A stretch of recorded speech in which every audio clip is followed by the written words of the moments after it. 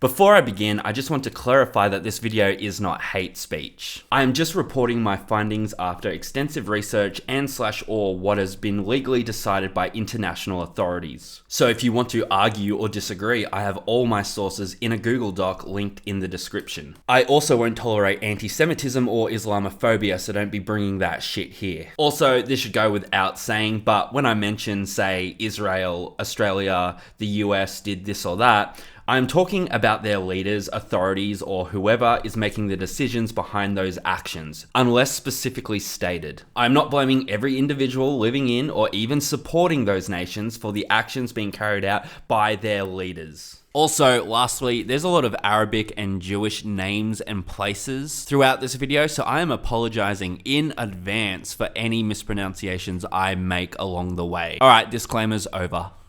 It is pretty much common knowledge at this point that Israel is indeed committing genocide against Gaza. This has legally been decided by the United Nations. Israeli Prime Minister Benjamin Netanyahu, Israeli President Isaac Herzog, and Israeli Defense Minister Yoav Gallant have all been declared guilty by the ICC, the International Criminal Court, for war crimes, crimes against humanity, and inciting genocide. Netanyahu and Gallant have arrest warrants against them, with 155 countries all obligated to arrest either one of them should they set foot in their country. This is most likely why Isaac Herzog was invited over to Australia in February rather than Benjamin Netanyahu, who typically handles all the overseas politics. Most, if not all, neutral international humanitarian organizations have also acknowledged the actions carried out by Israel onto the people of Gaza over the last 2 years to be genocide as well. It's absolutely official at this point,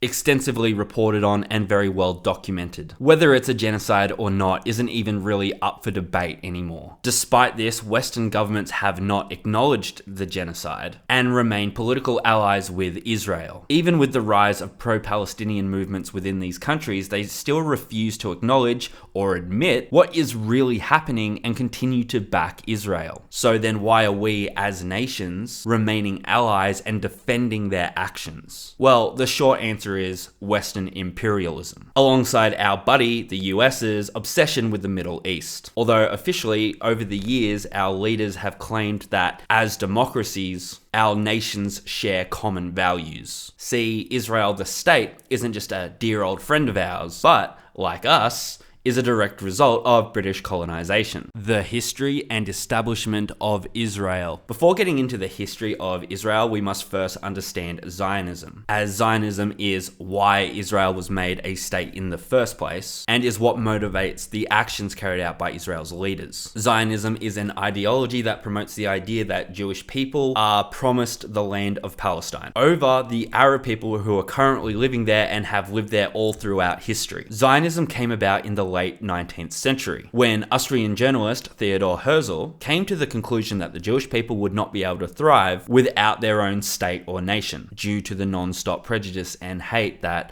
the Jewish people unfortunately have suffered basically all throughout history. In 1903, the British government, who were big supporters of the Zionism movement, offered 15,500 square kilometers of land to the Zionists in Uganda. However, despite being a very small movement at the time, the Zionists refused, because building a safe haven for the Jewish people can wait, apparently. No, this Jewish state absolutely had to be in Palestine and nowhere else. Zionists believe that Palestine was promised exclusively to them, and not the Arab natives, via biblical text. Yes, the Bible, whose validity and authority is, and I'm being rather generous here, quite controversial to say the least. Okay, there are also historical tie-ins to the Jewish people and the land of Palestine to support their claim of the land. Jewish people did originally come from Palestine, dating as far back as 3,000 years ago. However, this doesn't really give them a right to the land over the Arab people who have also been living there for at least as long. In fact, both groups actually share the same ancestor, which is the Canaanites, who have historical ties and influence in not just Judaism, but also Islam as well as Christianity. Palestine was known as a crossroads of sorts for West Asia, the Eastern Mediterranean, and Northeast Africa, meaning a lot of different kinds of people would be passing through quite frequently or even just settling down there, making the Canaanites a very diverse multicultural group, lessening the Zionists' historical claim that Palestine belongs to the Jewish people exclusively. The other issue with the historical claim is that unlike the Arab natives, most Jewish people hadn't even occupied Palestine for 2,000 years, when most of them assimilated into European nations and cultures. And I said most Jewish people, as many still did reside in Palestine all throughout history, and peacefully too, I might add, showing it's not the Jews and Muslims who can't live in the same community in harmony. And also, Zionism didn't come about from the Palestinian Jews, but the European ones. By the time Zionism was even conceptualized, European Jews had far more European heritage and ancestry than Palestinian. When Zionism first came about, the European Jews had not occupied Palestine for 10 times longer than Zionism has even existed today. I'm sorry, but the historical claim that Palestine belongs to the Jewish people over the Arab people is just moot. And just to be clear, Zionism is not representative of Judaism as a whole. Zionism is just an extreme nationalistic ideology, not much different from any other extreme nationalist group. Also, Zionism doesn't speak on behalf of the Jewish population. Not all Jewish people are Zionists, and not all Zionists are even Jewish. Not everyone living in Israel is a Zionist either. For example, there are people in Israel who are protesting their government for their actions towards Gaza. There are Israeli students who took protest burning their conscription papers for the IDF, the Israeli Defense Force, for those who don't know, because they would rather face jail time than be complicit of their leaders' genocide over the people of Gaza. In one sentence, why should people refuse to serve in the Israeli army? Because there's a genocide and you don't enlist into an army that's committing a genocide. I personally think this is incredibly inspirational.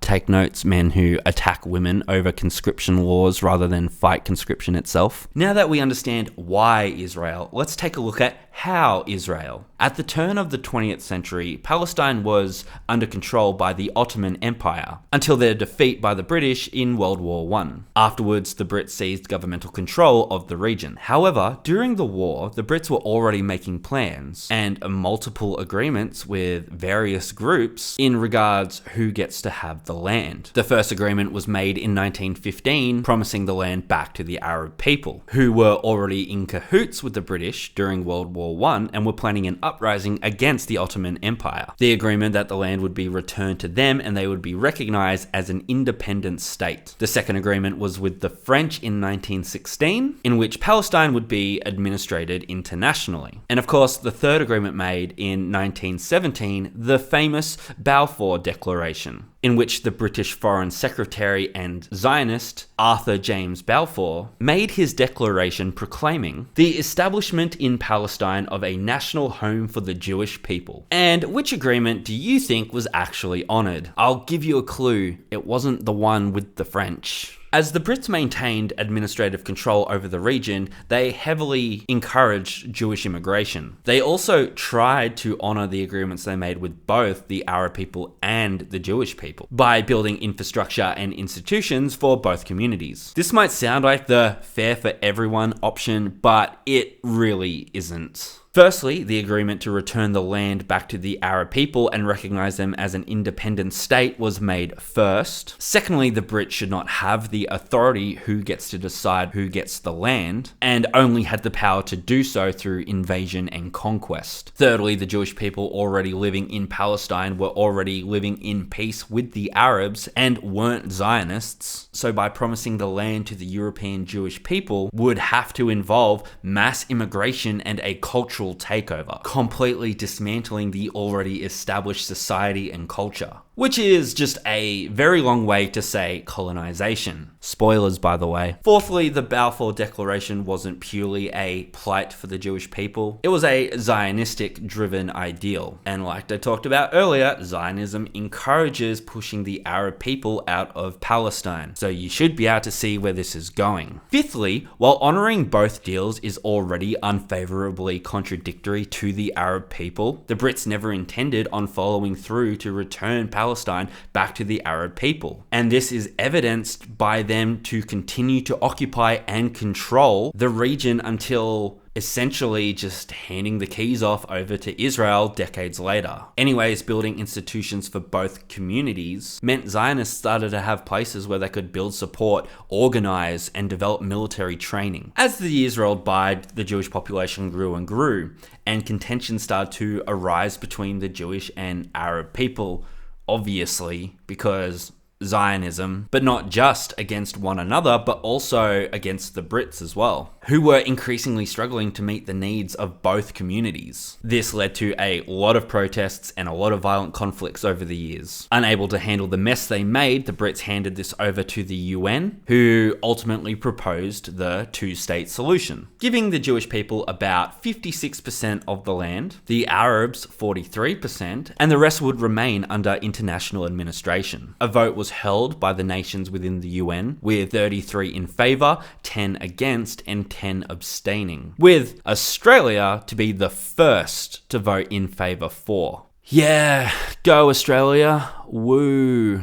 Others in favour, of course, were the US, Canada, New Zealand, and France. The Arabic leaders of Palestine and the surrounding nations were not too happy about this, obviously, because Zionism, and being expected to have to give more than half your land away to the Jewish population, who by this point in time only made up about a third of the total population, is kind of unfair. Also, it was their fucking land. Naturally, they declined the state separation proposal, but it seems their approval was only a formality as the UN and the Jewish leaders of Palestine went ahead with the two-state solution anyway, establishing Israel. Not content to have their land stolen out from under them, Palestine and a coalition of the surrounding Arab nations responded with military intervention. This became the 1948 Arab-Israeli War. Despite minimal establishment and a much smaller population, Israel won this war in 1949 with their leader, David Ben-Gurion, declaring the State of Israel, with the US to be the first to officially recognize Israel literally minutes after the fact. Israel not only managed to defend off their attackers, but also expanded their borders much further than the UN had originally proposed. But how did Israel pull this off? Well, they had a lot of supporters. Czechoslovakia was a huge supporter of the Zionist movement and donated tens of thousands of guns, tens of millions of ammunition, and dozens of military aircraft. Israel also had arms shipments smuggled in from Romania and Bulgaria. And of course, the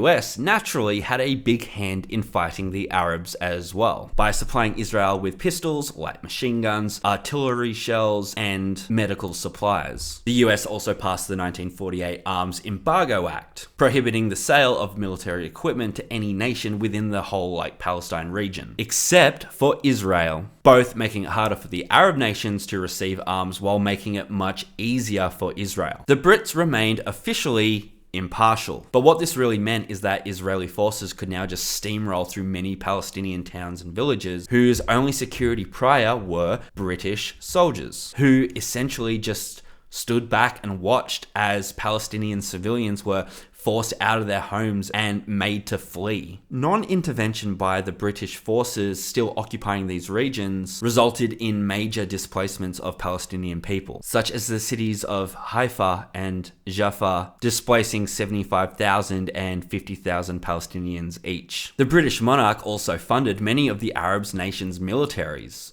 a little bit. And this is a lot less helpful to the Arab people than it sounds. Political analyst Mohammed Haikal, regarding the British support in Egypt, described it like this. Britain provided Egypt with enough arms to enter the war, but not enough to win. Remaining impartial, Britain went on to also declare an arms embargo against both sides, knowing full well that Israel had a solid supply of weaponry coming in from multiple suppliers. But let's be real here, there was no impartialness. You can't just come into a foreign land, plant the seeds that would eventually grow into a full-scale military conflict, and then not directly contribute to the war effort, and then say your hands are clean. The Brits established Zionism in Palestine, and while Australia had no direct contribution to the 1948 war either, we were still the first to vote in the Zionist State of Israel, basically causing the war. This war caused nearly 800,000 Palestinians to be displaced, and the consequence of this war was that it set the precedence for several more violent conflicts between Israel and the surrounding nations for decades. Like Israel invading Egypt in 1956, like Israel launching a surprise airstrike onto Egypt in 1967, followed up by an invasion capturing several territories, such as the Gaza Strip, the West Bank, and Jerusalem, displacing another 500,000 Palestinians. Or like Israel starting another war with Egypt and Syria in 1973, or like Israel bombing Lebanon in 1982, in an attempt to hurt the Palestine Liberation Organization, PLO, followed by another invasion. This caused the Lebanese to form Hezbollah, a militant Israeli resistance group, who attacked Israel in 2006, but this conflict was won by Israel, killing over 1,000 Lebanese people and displacing over 1 million. They're just the major conflicts caused by Israel since their establishment. And just about every single year in between those major conflicts, there have been minor attacks carried out by Israel, resulting in the deaths of dozens of Arabs every single year. And it is important to note that nearly every single time Israel has been the aggressor. And the result of most of these conflicts is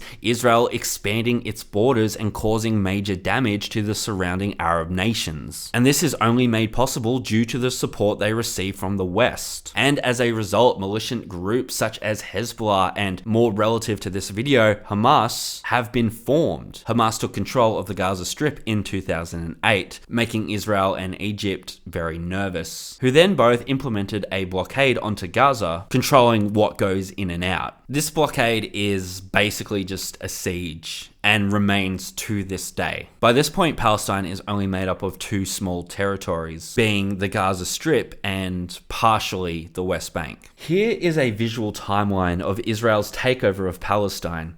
These images I found over at ada247.com. This is the nation of Palestine in 1946, 1 year before the UN proposed the two-state solution. This here is what the UN proposed in 1947, with yellow representing Palestine and green representing what would be Israel. This is what Israel appropriated by the end of the 1948 Arab-Israeli War. And this is what remains of Palestine by 2024, the Gaza Strip and a small part of the West Bank. This is the Zionistic goal, to remove the Arab people within Palestine in full effect. And just looking at how much of Palestine Israel has claimed over the years, it becomes pretty clear that Israel was always enacting a genocide. It has just been slow, calculated, and systematic.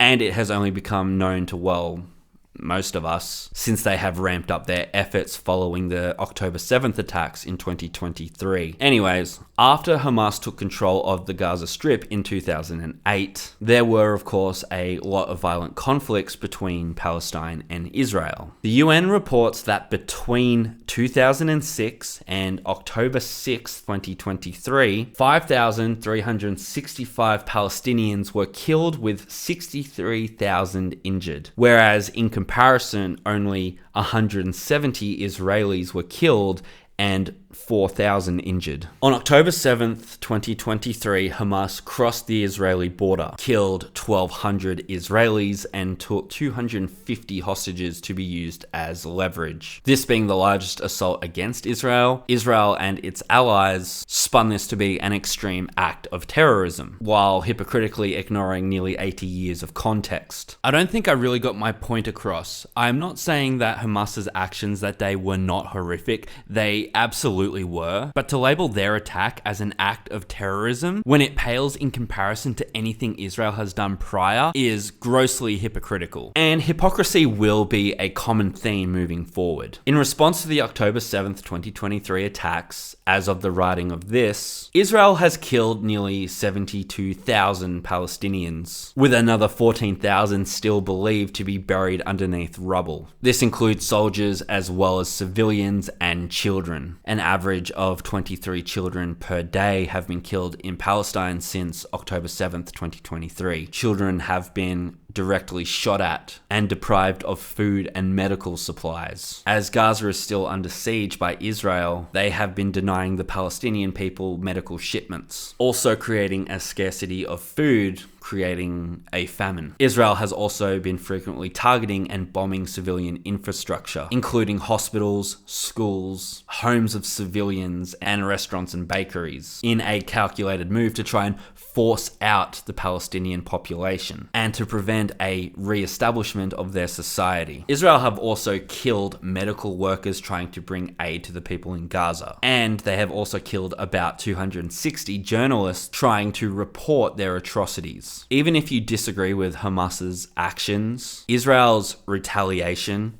in just terms of numbers alone, is 10,000 times worse. Late last year, Hamas returned the hostages as part of a ceasefire agreement. However, only days later, Israel resumed bombing Palestine, claiming those weren't the real hostages. But that is stupid. Even if the hostages weren't real, Hamas is basically declaring to Israel that there is nothing left to prevent Israel from just steamrolling the region. Having secret hostages yields zero advantages. Not to mention having to keep them fed during a famine.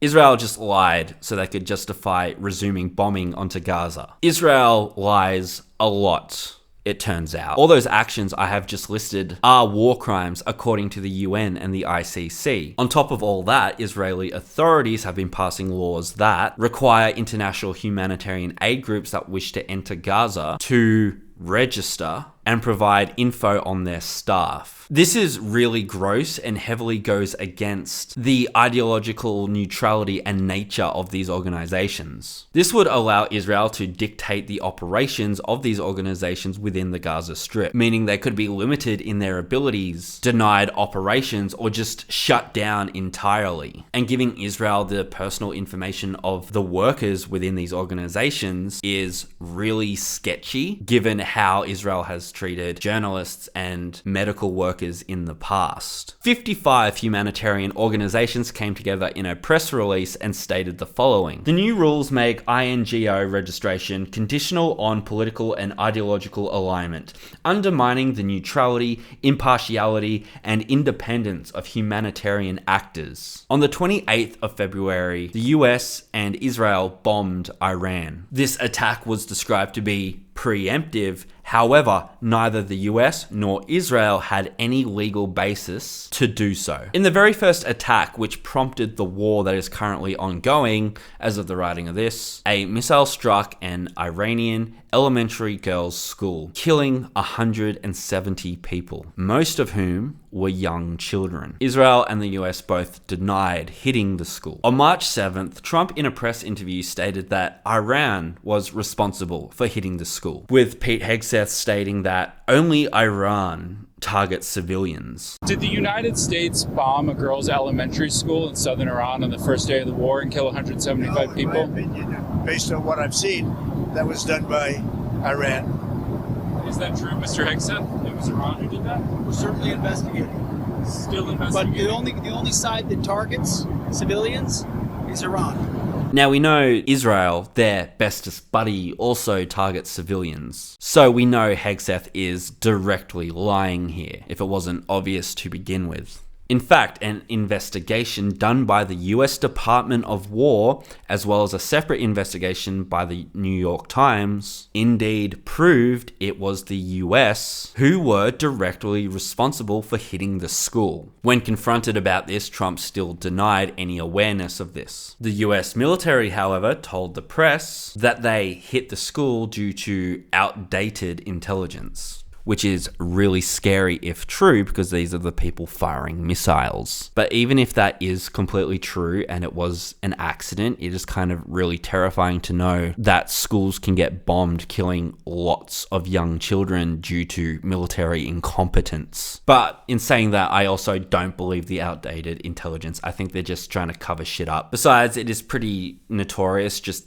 how much Trump lies or exaggerates things. The US and Israel have both officially stated that their reasoning to attack Iran first was their concerns of Iran developing nuclear weapons, despite the US and Israel famously having lots of nuclear weapons of their own, as well as a regime change of Iranian authority. And of course, talks of how Muslims are a threat to our way of life, terrorist bullshit that you commonly hear in Western circles. Israel have also always considered Iran to be a potential threat, and we all know how Israel just loves to strike first. But these reasonings to attack Iran seem to parallel the same reasonings when the US attacked Iraq in 2003. The original reason the US invaded Iraq was their concerns that Iraq was developing WMDs and intent for a regime change as well. However, in 2004, only 1 year after the war began, the US admitted they had absolutely no evidence of WMDs whatsoever. That war continued for another 7 years, many years after the regime change occurred as well. Oh, and it was later found out that all the intelligence gathered by the US military regarding possible WMDs was all fabricated intentionally to create a justification to invade Iraq at all. No, the real reason why the US invaded Iraq was their psychotic obsession with oil. It seems lately that wherever there is oil, there's war, like the Russian invasion of the Ukraine, for example, or when the US invaded Venezuela. While the US claimed it was to liberate the Venezuelan people with a regime change,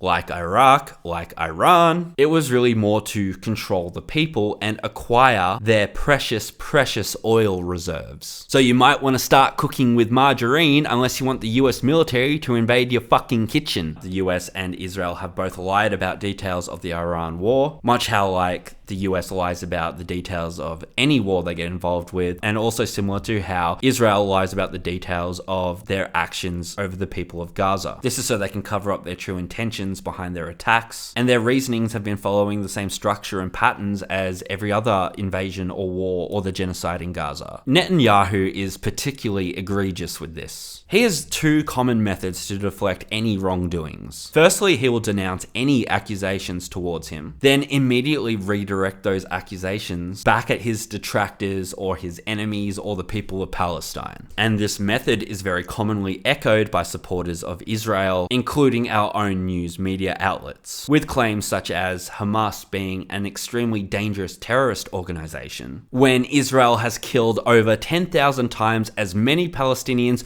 over the last 2.5 years alone than Hamas has killed anyone ever. Meanwhile, Israel has had Gaza under siege for 16 years and actively block any humanitarian aid. But yeah, nah, Hamas are the ones deemed as terrorists. I don't know, but it seems since the start of the Iran war, not the US or Israel war, Facebook, the only social media platform I'm ever active on, is now flooded with AI or bots or AI bots or whatever, constantly talking about how Iran has been enacting every single atrocity that Israel has been accused of over the last 2.5 years, and the victim of war crimes under extremist Iranian violence. But dude, this war began when Israel bombed Iran with the US, who hit a school during school hours. Iran are not the terrorists here. Israel has been inciting violence and war for its entire existence as a nation. But as soon as somebody resists or fights back, they are the ones deemed the bad guys. Israel attacks Lebanon. Hezbollah is formed as a direct response. Hezbollah are labeled as terrorists. Israel has been systematically removing Palestinians for decades. Hamas is formed as a direct response. Hamas are labeled as terrorists. Israel and the US attack Iran, blowing up a little girl's school. Iran fights back. Whoops, I guess now that means they are terrorists. And every day Israel is playing the victim, accusing Iran of targeting civilians and committing war crimes. Almost beat for beat what people have been saying about Israel for 2.5 years. Almost like they copied their own criticism against them without even a shred of self-awareness or more likely shame. Israel was also found to be paying influencers to post pro-Israel rhetoric on platforms like Instagram and TikTok, offering up to $7,000 per post. This propaganda campaign called the Esther Project was budgeted for $900,000 for June to September 2024. Not only was this meant to skewer a more positive reception for Israel, but also to flood the online sphere with an abundance of misinformation to try and manipulate AI search results. The second method that Netanyahu and his followers like to use to deflect any criticism of his actions by hiding behind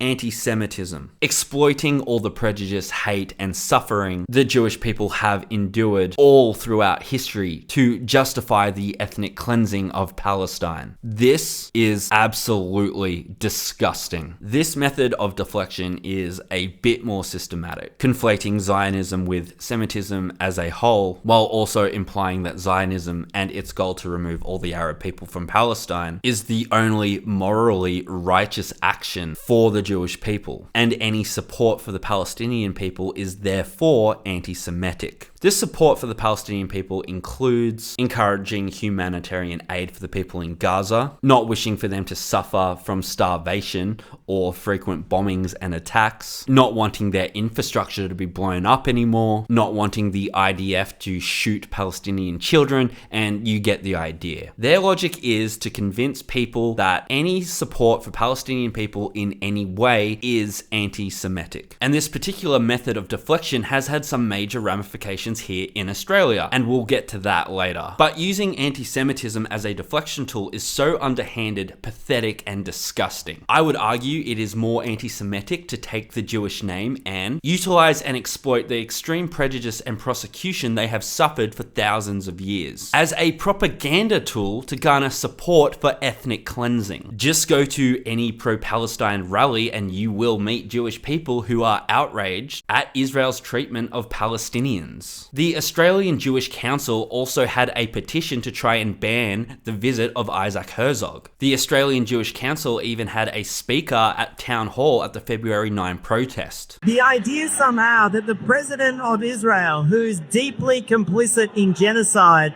is somehow a friendly visit to Australia for more than 2 years, and then frankly nearly 80 years, but certainly since October 7, we have seen mass starvation, death, killing, rape by Israeli soldiers and on Palestinians. What Israel is doing claims to be in our name, in my name, and believe me when I say it is not in my name at all.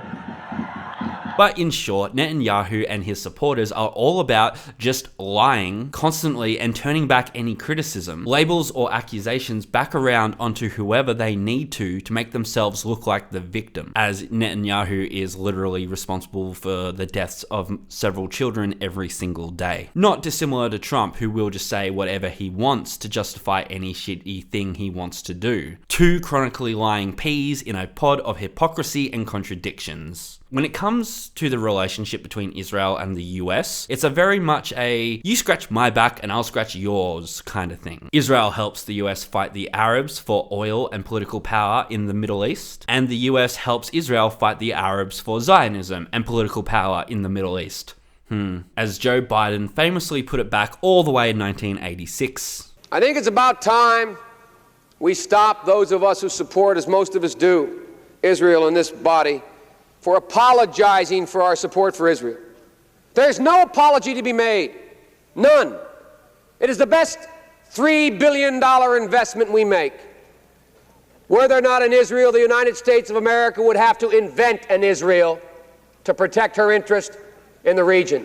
But we can't just blame the US and Israel. The US is just currently the superpower of Western nations, and as such, our leaders will remain somewhat friendly and supportive of them regardless. And Australia have always been allies of Israel too. Just about all our leaders of both major political parties have been vocally supportive of Israel since 1949. Even before Israel became a state, the Labour Party were very supportive of the Zionism movement. So yes, while we aren't bombing Iranian school children, we, along with the rest of the West, are still very much complicit. Our complicity.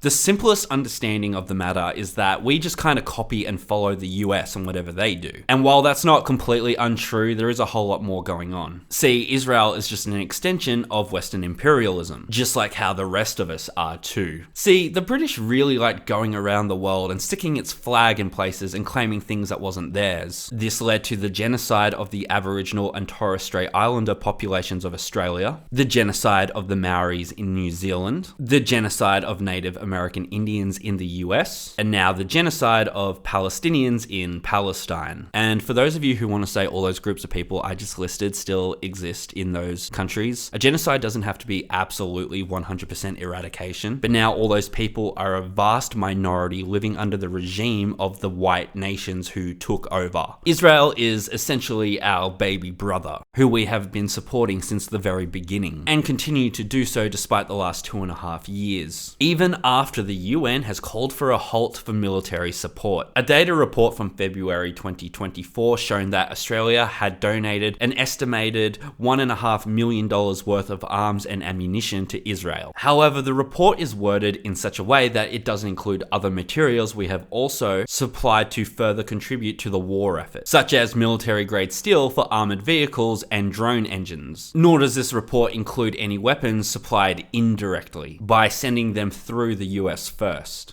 Between 2019 and 2024, the estimated total of arms and ammunition supplied to Israel from Australia was about $10 million worth. The Albanese government is investing $2 billion into a global supply chain that includes 5 companies who supply Israel's military and who are currently under scrutiny from the UN for human rights violations. Paid for with our tax dollars while we are struggling to afford rent and food. In 2024, the ABC launched an investigation into the Australian Retirement Super Trust Fund companies. They found that they all have financial investments with weapons manufacturers who supply Israel. Now, our super trust funds do all provide an ethical option for consumers to choose regarding where they want their money to be invested. Not that it's the fault or the responsibility of the consumer. However, the ABC found that every single ethical option still involves weapon manufacturers with ties with Israel. And we're not just talking about companies building machine guns or whatever, but nuclear weapons, anti-personnel mines, cluster bombs, chemical and biological weapons, depleted uranium weapons, and white phosphorus bombs. On their website, which I'll link in the description, you can check to see each super fund and see exactly what money is being invested where. The biggest offender with total money invested with weapons manufacturers was Australian Super with over $34 million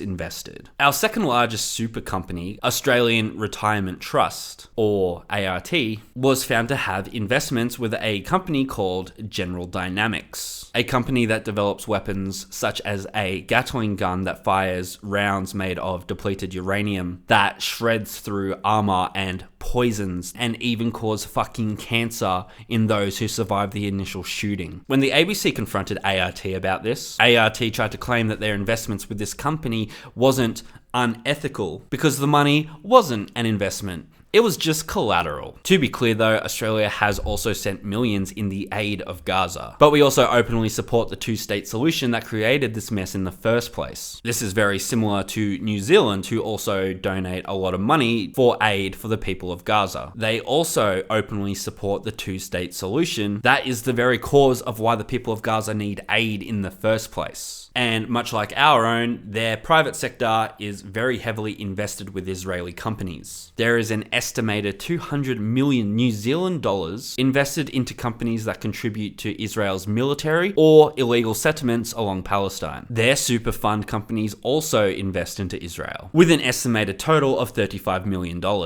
Again, Canada also sends a lot of money for humanitarian aid in Gaza, but they also approved of a $78.8 million contract to produce military propellants to be sent through the US to Israel. This contract was made with General Dynamics Quebec division. Canada has also sent an estimated $120.9 million worth of technology for F-35 fighter jets, again, to be sent through the US to Israel. The reason to send military gear through the US first is to avoid regulation, reporting, and human rights evaluations. Mind you, Canada made public statements saying they would not aid Israeli military, even blocking some arms deals. But I guess the price just wasn't high enough. The UK frequently sells arms to Israel. There have been an estimated £500 million worth in the last 10 years, with several ongoing licenses that the British government do not have to report any figures on. The UK also sells parts for the F-35 fighter jets again. So yes, we all very heavily financially contribute to the genocide in Gaza, while also sending millions to the humanitarian aid organizations who are trying to help the victims of the same genocide that we are also funding. And that's what it means to support the two-state solution. It feels to me like the charity donations are just to save face and to denounce any wrongdoings or complicity. But hey, it doesn't just stop at our government, our tax dollars, and our super funds. There are countless brands and companies that we give money to every day who also have either financial ties or vocally support Israel too. The easiest move here is to just not give those brands or companies any more money. Should you wish to join the boycott, this website here, which I'll also link in the description, has a very extensive lists of companies and brands that have ties with Israel. The UN has also published their own list, announcing these companies are now complicit with genocide under international law. I don't have a transition into my next bit. Anti-Semitism in Australia.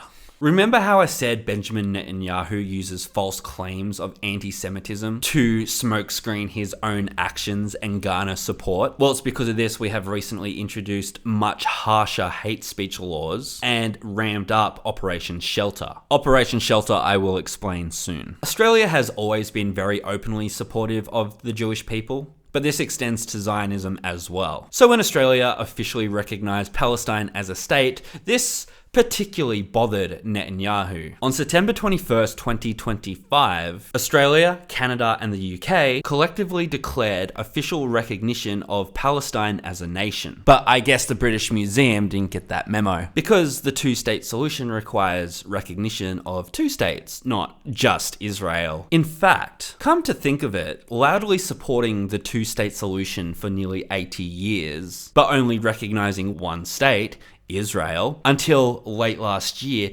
kinda says it all, doesn't it? And it was because of this recognition that Netanyahu directly blamed Albanese for the mass shooting at Bondi that only occurred a few months later. A father and son duo heavily inspired by ISIS opened fire into a Jewish festival with around 1,000 attendees, killing 15 people, 14 of which were Jewish. A couple of police officers were also wounded alongside a couple of bystanders, one of whom intervened and played a key part in the apprehension of the shooters. This man was shot twice in the struggle. Netanyahu made a public announcement blaming Albanese for this tragic event, saying he fueled the flames of anti-Semitism when he recognized Palestine. Because remember, according to Netanyahu, if you support Palestine in any way, you have to be anti-Semitic by default. The Bondi shooting was absolutely a hate crime against Jewish people, and it really shows just how dangerous anti-Semitism can be. But there is nothing linking the shooting and the pro-Palestine movement whatsoever. The police stated this attack was inspired by ISIS. ISIS is not affiliated with Palestine or Hamas for that matter either. In fact, ISIS has often criticized and even attacked Hamas due to the two groups' differing agendas. genders. Despite Netanyahu and the IDF spokesperson both stating that ISIS and Hamas are the same, figuratively speaking, prior to the shooting, the son of the duo, Naveed Akram, was flagged by ASIO, our country's anti-terrorism intelligence organization, for having associations with a member of a terrorist cell. After a 6-month investigation, he was cleared from being a potential threat. In 2019, the father of the duo,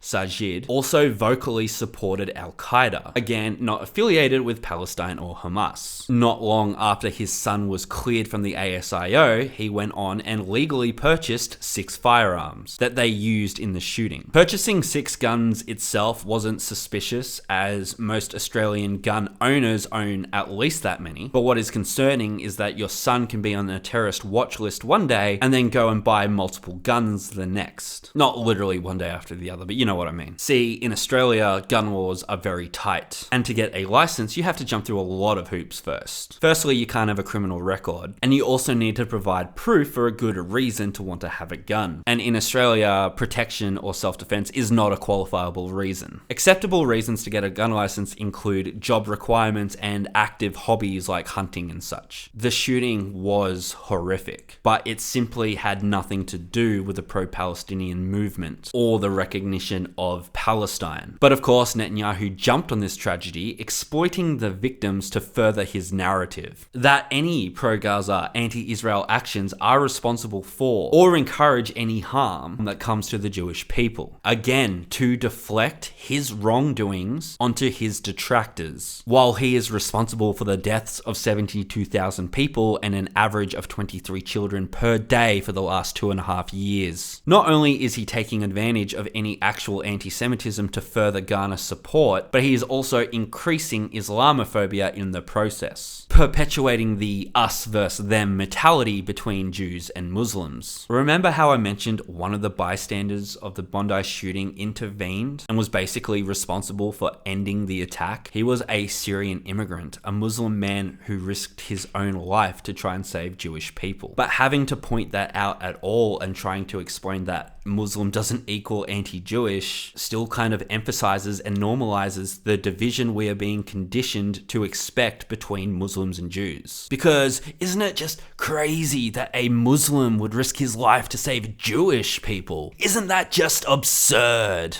In response to the shooting, our government introduced much harsher hate speech laws, especially regarding anti-Semitism. And in the wake of these new laws, Queensland went ahead and made the phrase, "From the river to the sea, Palestine will be free," illegal by state law. A phrase very commonly chanted at Gaza rallies. The very first day this law was introduced, 2 people at a rally were arrested for using the phrase and are awaiting court next month.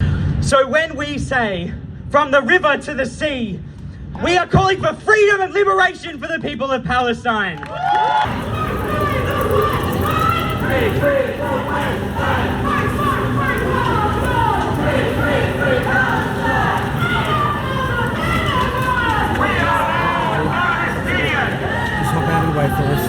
Free Palestine.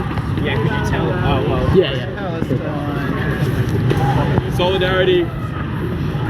Free Palestine! Free Palestine! One of whom was just an 18-year-old who was arrested because she had the phrase written on her singlet. It's a good thing I'm not in Queensland and that my use of the phrase, "From the river to the sea, Palestine will be free," is used for educational purposes. Hey, the maximum penalty for saying "from the river to the sea" is up to 2 years jail time, because that is what is now legally being defined as hate speech. This is due to the false idea that the phrase means you want to kill Jews. No, I am not joking or being hyperbolic or referencing just one single faceless opinion I read once in a comment section somewhere. This is what the president of the Jewish Board of Deputies, Jason Steinberg, said in regards to illegalizing the phrase. This is the same old anti-Semitism deflection technique. Take a phrase that is used to express the liberation of the people of Palestine, a phrase that contains zero reference to Jewish people or violence or hate, and twist it to mean, oh, this means you want to kill all the Jews. Whoops, now you're a hateful, violent monster for wanting to free Palestine. It becomes kind of scary when people in government positions can just take phrases and twist the meaning to make it something hateful and then introduce laws to punish that hate, isn't it? Our own New South Wales state government have also introduced some changes as a response to the Bondi shooting, and that is upgrading Operation Shelter and making it permanent. Operation Shelter is an operation led by the New South Wales Police Department, launched on October 11th, 2023, with the goal of maintaining civility with the increasing tensions brought on by the conflict over in Gaza, but with a stronger leaning towards combating anti-Semitism specifically. This was only meant to operate as long as necessary. However, due to the attack at Bondi, New South Wales Premier Chris Minns decided to dump a fuck ton of resources into the operation and really ramp up its efforts. Some of these expansions include 250 police officers to be armed with long barrel rifles, a much larger reach across the state, utilizing more officers from different departments like the dog and riot squads. Patrols will be constant and more thorough, and really zone in on places of worship like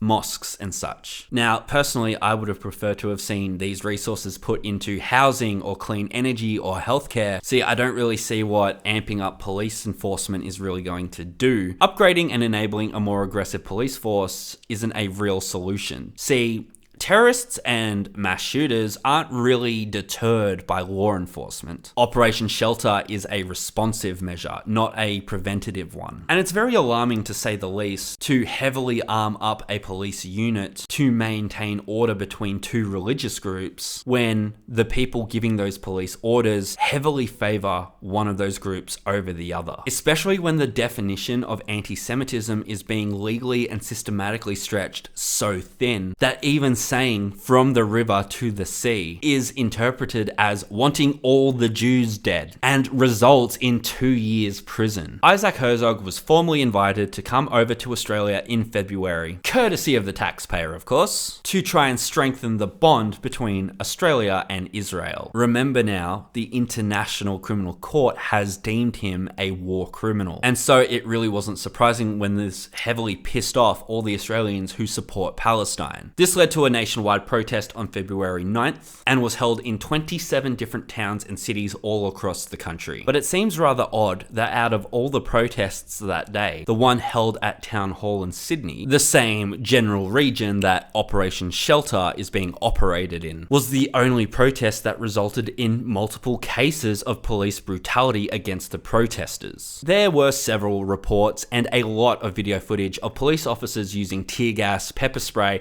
and throwing people into walls and to the ground. Unleashing a torrent of blows and forcefully moving in on protesters. The focus of Monday night's wild rally is now centering on police. Violence erupted outside Town Hall when thousands protested the arrival of Israel's President Isaac Herzog. Cowie was leading prayer in Town Hall Square when he claims cops trampled on his group without warning.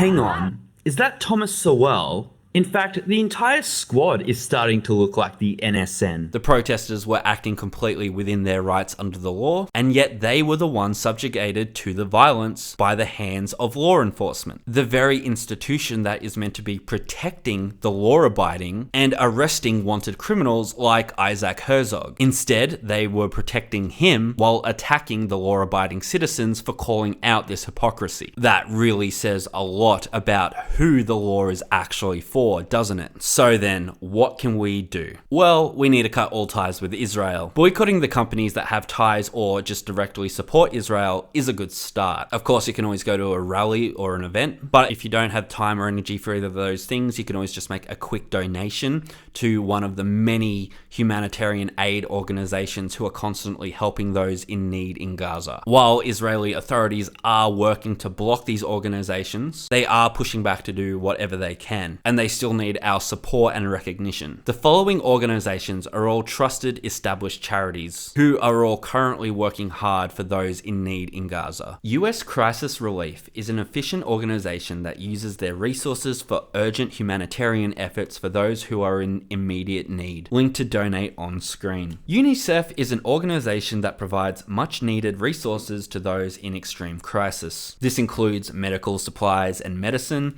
food, water, fuel, and they support families financially while under conflicts such as these. Link to donate on screen. MSF is a humanitarian aid and medical organization that has been active in Gaza for over 2 decades.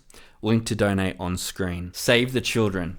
This organization focuses on the safety and well-being of the children heavily affected by conflicts such as these. They have an extensive track record of helping over 100 million children worldwide. Their efforts in Gaza currently are distributing much-needed resources such as food and water, toiletries, and other household items. They also focus on mental health and psychological support services, as well as investment in learning facilities and repairing damaged schools. Link to donate on screen. Palestine's Child Relief Fund provides much needed medical care. They have established 2 pediatric cancer departments and intensive care units in Palestine and uphold a primary focus on healthcare development. Link to donate on screen. Of course, the best way to show support is to go to a rally or protest. As the movement gets bigger, louder, and more persistent, it will become harder for our governments, our super trust companies, and various brands to deny what they are complicit with. If you're in New South Wales, Palestine Action Group Sydney organise multiple rallies and protests, and you can follow them on Facebook, which I'll link in the comments below as well as a Melbourne-based group too. Organising and protest is a very effective way to push a cause. And despite the efforts of our governments to try and prevent these rallies, they cannot just simply outright ban protest. The right to protest isn't directly protected by the Australian Constitution. However, the Australian High Court has ruled that protest is covered under the freedom of political communication. On top of that, Australia has signed an international treaty,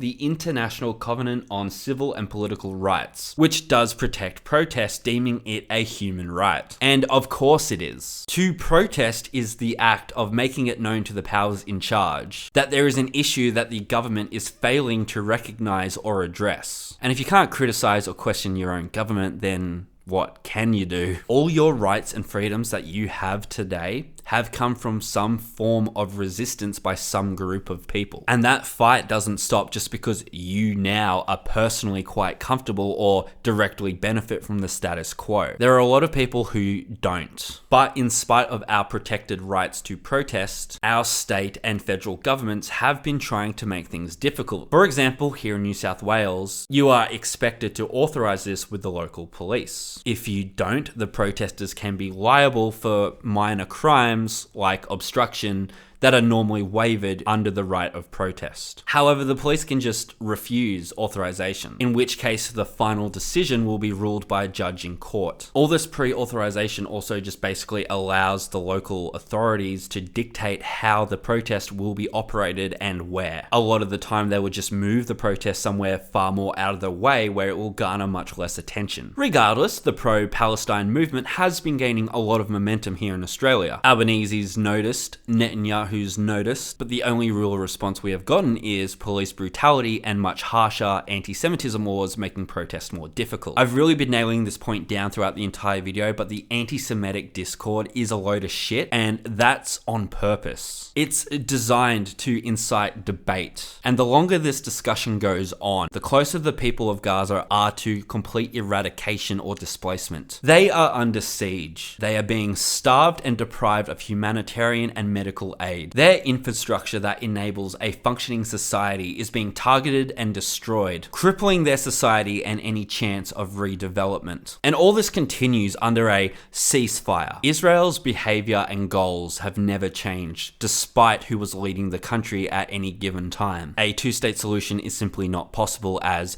Zionist Israel requires the removal of the other state. Benjamin Netanyahu, Isaac Herzog, and everyone else who has been deemed by the UN or the ICC to be complicit in this genocide needs to be brought to justice. And we need to cut all ties. We need leaders with enough backbone to recognize the genocide for what it is, admit we were on the wrong side, and end the allegiance. We need to stop buying products from brands and companies that support Israel and show them that their views will affect their sales numbers. When I saw the police throwing people around and pepper spraying protesters, and seeing the protesters not give in while also not stooping to the level of abusive police officers and not giving those officers an excuse for the violence they're carrying out, and showing everyone it was indeed the police who were violent and unruly and unlawful, I was very inspired. The fact that the police acted this way at all was a response to our movement. The pro-Palestine movement is making waves that can't be ignored anymore. Law enforcement and our state government are starting to feel pressured enough to respond with violence. And this is where we must stand strong and get louder. We don't need violence to fight. They do. And this means they're the ones getting uncomfortable and maybe even desperate. So remember this. They were armed and we weren't. They tried to intimidate us with violence, and we still stood our ground stronger than they did. Free Gaza! Free, free Gaza! Free, free, free Gaza! From the river to the sea! Palestine will be free! From the river to the sea, Gaza will be free. Let's keep moving. Keep moving. Go on that way. Go on down that way. Let's go. Keep moving. Keep filling the gaps. Keep moving. Let's go. Keep moving. Let's go. Keep moving. Free Palestine!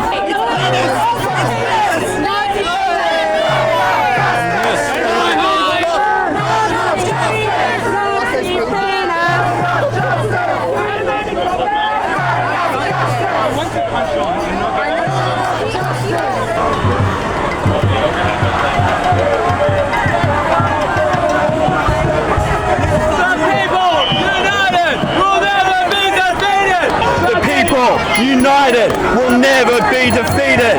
The people united will never be defeated.